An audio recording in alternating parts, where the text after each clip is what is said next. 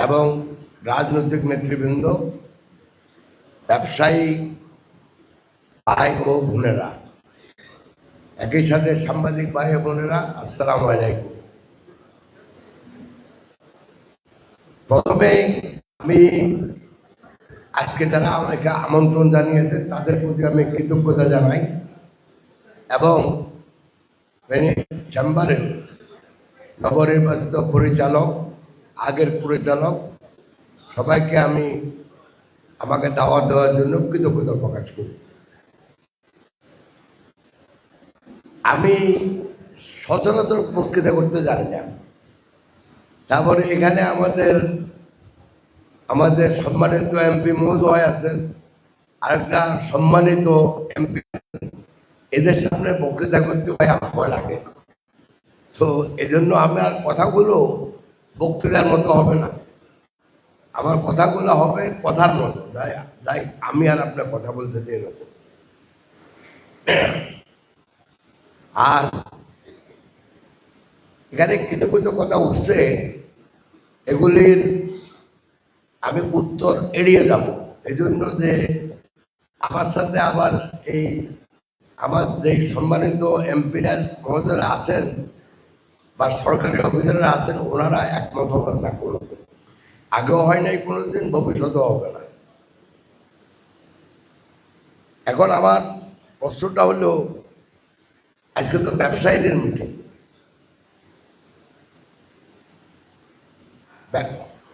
দাম বৃদ্ধি নিয়ে অনেকে কথা বলছে।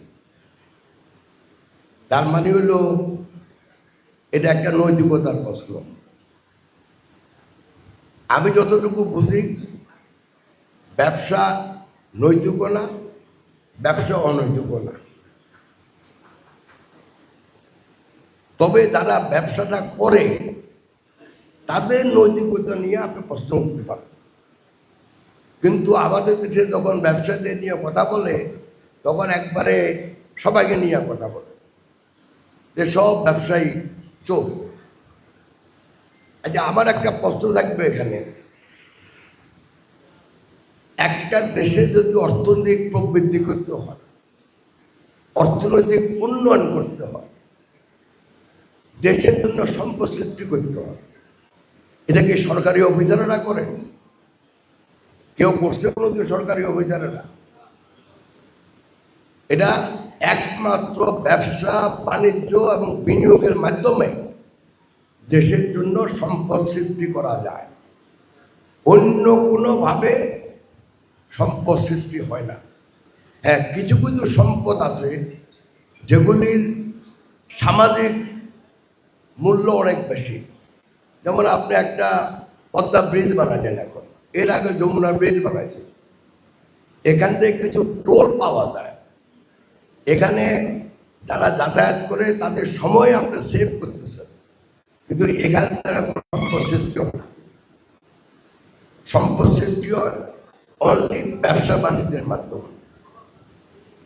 এখন যদি সম্পদ সৃষ্টি যদি না হয়, তাহলে দারিদ্রতা কিভাবে কমাবেন?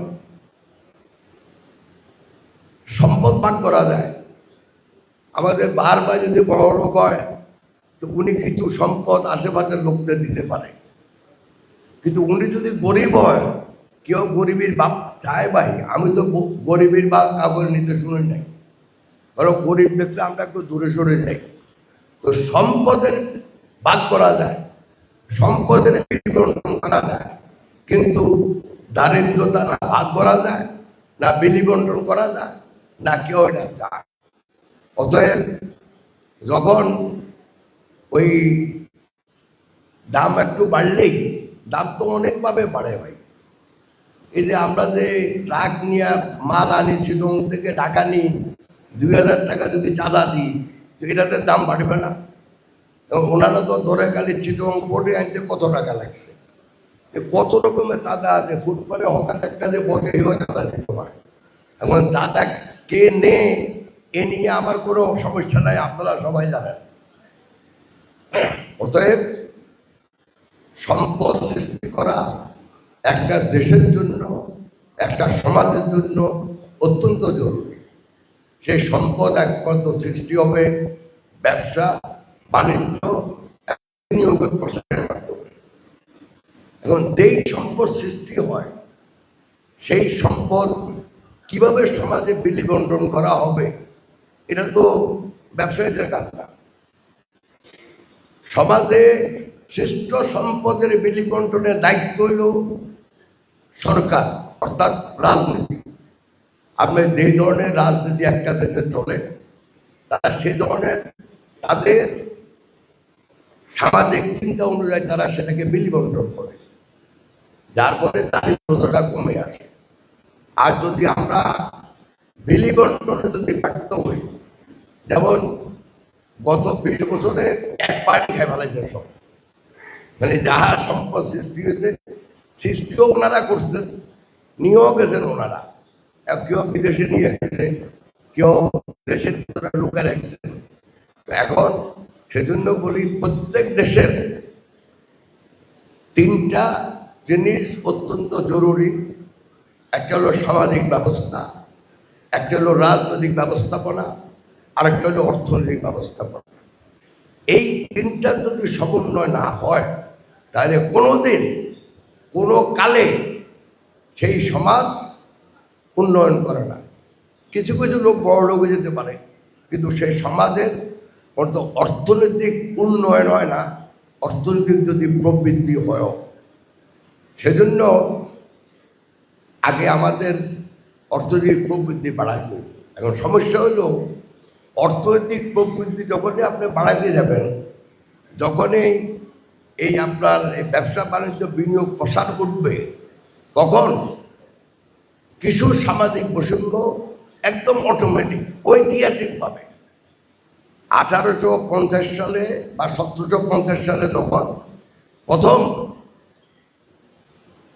কয়লার ব্যবহার এবং স্টিম ইঞ্জিন আবিষ্কার হয়, তখন থেকে যে বৈষম্য সৃষ্টি হয়েছে, এর আগে তো বৈষম্য নিয়ে কেউ বলে নাই ভাই। 1700 খ্রিস্টাব্দের আগে 8000 বছর ধরে মানুষের সবকিছু ছিল শুধু জমি জমা নিয়ে। কৃষি পণ্য উৎপাদন, যে সবচেয়ে জমির বেশি মালিক সে সবচেয়ে বেশি সম্পদশালী। এখন কি জমি নিয়ে কেউ কথা বলে? এখন সবচেয়ে বড় সম্পদ মানুষের জ্ঞান। যার যত বেশি জ্ঞান তার তত বেশি সম্পদ। অতএব আপনার কতটুকু জমি জমা আছে, হ্যাঁ জমি জমা একটু টাকা পয়সা বেশি আছে, কিন্তু সেটা কিন্তু সম্পদ না। সম্পদের এখন মূল ভিত্তি হইল এআই। আপনি দেখেন এই যে যারা এআই কোম্পানিগুলা, ফেসবুক আলারা, ইউটিউব আলারা এই যেই টাকা বানাইতেছে ভাই, সব তো ওরাই নিয়ে যাচ্ছে। তো সেজন্য সম্পদ একসময় ছিল জমি জমা এবং প্রাকৃতিক সম্পদ, কিন্তু 1750 সালে যখন কোল এবং কোলের মানে কয়লার ব্যবহার মানুষ শিখে, স্টিম ইঞ্জিন আবিষ্কার করে, তখন এক ধরনের সম্পদ সৃষ্টির ধরনেই চেঞ্জ হয়েছে। 1850 সালে যদি আপনি আসেন তাহলে দেখবেন টেলিফোন এটা সেটা মিলাই আরো অনেক কিছু আবিষ্কার করে মানুষ তার জীবনযাত্রার মান অন্যদিকে নিয়ে গেছে। 1950 সনে আসে, মানুষ চাঁদে গেছে, মানুষ এই যে যত রকম ইলেকট্রনিক এখন যা দেখেন এগুলো সব নতুন নতুন আবিষ্কার। অথচ এখন আপনি দেখেন প্রাণ প্রযুক্তি, আর্টিফিশিয়াল ইন্টেলিজেন্স, এখন এগুলো তো আগে ছিল না ভাই। অতএব মানুষের প্রযুক্তির উন্নয়নের সাথে সাথে মানুষের জীবনের ধ্যান ধারণা চেঞ্জ হয়েছে, এবং সেই ধ্যান ধারণার ভিত্তি করে যদি আমরা আমাদের সমাজকে পরিচালিত না করি তাহলে আমরা খালি একে অপরকে দোষারোপ করতে হবে। আর যদি ব্যবসা বাণিজ্যের প্রসার করতে হয় তাহলে আপনার লাগবে একটা ভালো সমাজ, যেই সমাজে আইন শৃঙ্খলা ভালো থাকবে, যেই সমাজে একে অপরকে বিশ্বাস করবে, যেই সমাজে সামাজিক মূল্য বৃদ্ধি পাবে, যেই সমাজে পারস্পরিক সহযোগিতা বাড়বে। একটা যেমন এখন যে আমাদের এই ফেনী চেম্বার একটা প্রতিষ্ঠান হিসেবে আরেকটা প্রতিষ্ঠানের সাথে যদি পারস্পরিক সহযোগিতা থাকে তাহলে কিন্তু সেই সমাজের একটা অনুকূল পরিবেশ সৃষ্টি হয়। 2, আইন শৃঙ্খলা। আপনি যতই বিনিয়োগ করতে চান আমার যদি নিজের জীবনে নিরাপত্তা না থাকে তাহলে কেউ বিনিয়োগ করবে, কেউ করবে না।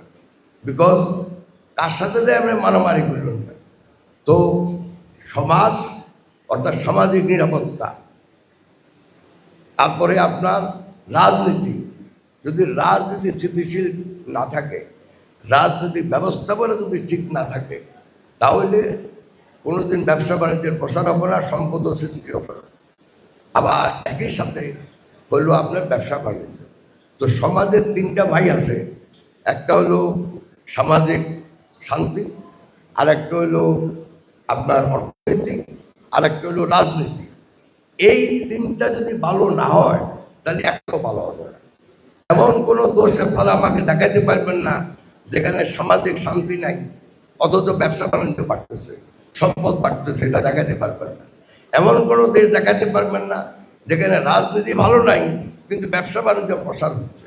অতএব এই সমাজনীতি, রাজনীতি এবং অর্থনৈতিক নীতি, এই তিনটা সমন্বয় সাধন যদি আমরা না করতে পারি, না কোনো একটা ছোট এলাকার উন্নয়ন হবে, না কোনো একটা দেশের উন্নয়ন হবে। তবে এটুকু বলতে পারি যে আমাদের সম্মানিত প্রধানমন্ত্রী, মাননীয় প্রধানমন্ত্রী কিন্তু ঘুম যায় কিনা জানি না ভাই। সকালে উঠলে এখানে মিটিং, ওইখানে মিটিং, উনি তো যাচ্ছেই, আমাদেরও শান্তি নেই। তো আমি আশা করি যে ওনার সাথে যতটুকু আমার কথা হয়েছে, উনি আমাদের দেশকে সমৃদ্ধির পথে এগিয়ে নেওয়ার জন্য যা যা করার দরকার ওনার চেষ্টার কোনো ত্রুটি নাই। লাস্ট একটা পয়েন্ট বলি, আমার ওই ভাই বলছেন এখানে যে মুরব্বী ওই জলাল ভাই, কর্মসংস্থান, কর্মসংস্থানের বুদ্ধিটা কি ভাই? ব্যবসা বাণিজ্য বিনিয়োগ ছাড়া কর্মসংস্থান করার বুদ্ধিটা কি আমি তো জানি না। বাড়িতে বসে থাকলে তো কর্মসংস্থান হবে না। সেজন্য আমি মনে করি বাংলাদেশে অর্থনৈতিক প্রবৃদ্ধি, সম্পদ সৃষ্টি, এই দেশের উন্নয়নের জন্য অত্যন্ত জরুরি। সেই দায়িত্বে নিয়োজিত হলো ব্যবসায়ী ভাই বোনেরা। এখন ব্যবসায়ীদের নিয়ে তো অনেক কথা বলে, নৈতিকতার প্রশ্ন উঠে। তো কিছু মনে করবেন না ভাই, আমি তো সারা জীবন ব্যবসায়ীদের ওই নেতৃত্ব দিয়ে আসছি। ব্যবসায়ীদেরকেও কিছু বললে আমার খারাপ লাগে, কারণ 24 ঘন্টা কাজ করতে করতে দাম শেষ, কথা বুঝলেন? এটা করে বাড়ির যখন যাই তখন তো বলে ব্যবসায়ীরা তো ব্যবসায়ীরা দাম বাড়াই দিছে, তখন মনটা খুব খারাপ হয়ে যায়। অতএব ব্যবসায়ীদের ব্যবসার কাজটা আপনারা করতে দেন ঠিক মতো, না হলে না ব্যবসা বাণিজ্য হবে, না সম্পদ সৃষ্টি হবে, না দারিদ্রতা কমবে, না কর্মসংস্থান সৃষ্টি হবে। এখন কর্মসংস্থান যদি সৃষ্টি না হয় তাহলে এই মাদক, এই কিশোর গ্যাং, এগুলির কথা বলে লাভ নেই ভাই। এটা তো হবেই। বাড়ি থেকে ছেলেমেয়েরা বসে দেখবে। আপনার ঘরে যদি আমার একটা ছেলে থাকে যার বয়স 22 বছর, সে বিয়ে পাস করিয়ে আসছে, এখন কোনো চাকরি নাই, তাহলে কি করবে? সে তো ঘরে বসে দেখবে না, সে যায় মারামারি করবে, সে যায় মাদক খাইবে, সে সামাজিক অশান্তি সৃষ্টি করবে। তো সেজন্য আমি মনে করি, দেখেন, একটা হলো ছোটকাল থেকে নৈতিকতার শিক্ষা দেওয়া, এটা অত্যন্ত জরুরি। 2, সমাজের যে 3টি অঙ্গ, এই 3টি অঙ্গ সমাজতারে উন্নয়ন করতে হবে। রাজনীতি অর্থনীতিকে নিয়ন্ত্রণ করে, আর অর্থনীতি প্রসারের মাধ্যমে, অর্থনৈতিক প্রবৃদ্ধি বাড়ানোর মাধ্যমে রাজনীতিকে পরিশীলিত করে। অতএব যে কোনো সমাজকে যদি আমরা উন্নয়ন করতে চাই, তাহলে আমাদের এই 3টা একত্রে সামনের দিকে নিয়ে যেতে হবে। এবং এগুলোর জন্য দায়ী খালি সরকারও না, দায়ী সরকারি অফিসারও না, আমরা প্রত্যেকটা লোক এখানে যারা আছি প্রত্যেকের ছোটোখাটো একটা দায়িত্ব আছে। এখন আপনার খালি বলে যে বর্জ্য ব্যবস্থাপনা, যাইয়াই পকেট থেকে বাইর করি মানে ওই টিস্যু পেপারটা বাইরে ফালাই দিলাম, তো তাহলে আর রাস্তাঘাট পরিষ্কার কীভাবে হবে? তো এটা সবাইরই একটা সামাজিক দায়িত্ব আছে। সেই সামাজিক দায়িত্ব যদি আমরা সবাই পালন করি, তাহলে সরকারের উপরে একটা প্রেশার আসবে যে আপনারা ঠিকমতো রাজনীতিটা করেন, আপনারা ঠিকমতো, আপনাদের উপর প্রেশার আসবে যে আপনারা ঠিকমতো ব্যবসা বাণিজ্য করেন। আর আমার কথা ভাই, আমি কি বলবো, আমি তো ফেরি বারোটা হাই স্কুল থেকে পাস করছি। তো আমি সবচেয়ে বড় গর্ববোধ করি যে আমার বাড়ি ফেনী। এটা আগেও করছি, এখনও আমি মনে করি যে ফেনীতে আমার জন্ম হয়েছে, ফেনীতেই আমি বাল্যকালে লেখাপড়া করছি। এবং আমি এটাও আমার ছেলেদেরও বলে দিচ্ছি, ভাই যেখানেই মরি ওই কবরটা দাগুন মিয়াতে দিতিস, তাহলে আর আমার চিন্তা নাই। এখন আমি শুধু কয়েকটা কথা বলি, শেষ করবো এখনই। সেটা হলো জমির একটা জমির কথাটা আমার মনে হয় আমাদের ডিসি মহোদয় তো অলরেডি বলছেন। এটা যদি উনি দেখেন বা আমাদের কোনো সাহায্য লাগলে আমরা করব অবশ্যই।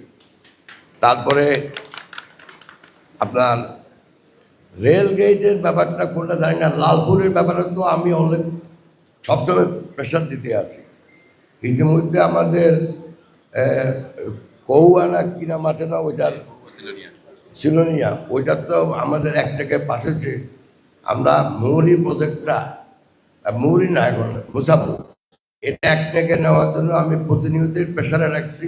ওটা যদি না হয় তাহলে আমাদের স্পেশালি সোনাগাছি, দাগনবিয়া বা অন্যান্য জায়গায় নদী ভাঙ্গন রোধ করা খুবই মুশকিল হবে। আর মেডিকেল কলেজের কথা তো আমরা সবাই করতেছি। আমাদের সম্মানিত মন্ত্রী এমপি তো ডেলি কয়, আমার মনে হয় আমিও তার বক্তৃতা শোনার জন্য ওখানে বসে থাকি, যে আজকে রানু কোনটা চায়। তারপরে আমাদের সম্মানিত আর একটা মুরব্বী এমপি আছে, উনিও ডেলি বলে। একমাত্র ভাই এখন পর্যন্ত কথা বলে নেই আমি সংসদে, কেমন রানু? এখন কেন আমার কথা বলতে ওখানে ভয় লাগে ভাই, কোনটা ভিতরে কোনটা বলি, কারে কোন বিপদে ফেলা, এই জন্য আমি চুপ আছি। মাদক, কিশোরগঞ্জ এগুলি একটা সামাজিক ব্যাধিতে রূপান্তরিত হয়েছে পুরো বাংলাদেশে, এটা কোনো এখানে না। অতএব আমাদের যেটা দরকার, আমাদের মাননীয় প্রধানমন্ত্রী যে নতুন করি স্পোর্টস, যদি আমাদের